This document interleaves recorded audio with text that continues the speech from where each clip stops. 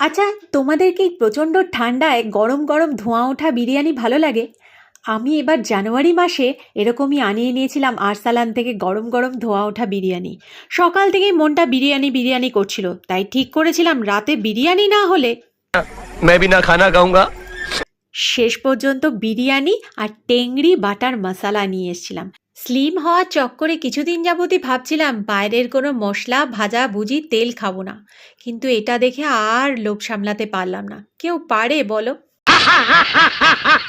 যাই হোক, এবার বিরিয়ানির কথা বলি। বিরিয়ানির মধ্যে যে চিকেনটা ছিল সেটা যেমন বড় পিস ছিল, সেই সঙ্গে পিসটাও খুব সফট ছিল। আরসালানে বিরিয়ানি বরাবরই দেখেছি তেল কম দিয়ে বেশ ঝরঝরে বানায়, আমার তো বেশ লাগে। আর সেই সঙ্গে টেংরি বাটার মশলার ভিতরে মশলাগুলো ঠিকঠাক ঢোকায় টেস্টটা যেন দ্বিগুণ বেড়ে গেছিল। যাই হোক, সব মিলিয়ে কেমন লাগলো বন্ধুরা? ভালো লাগলে চ্যানেলটা সাবস্ক্রাইব করে দিও। আজকের মতো টাটা।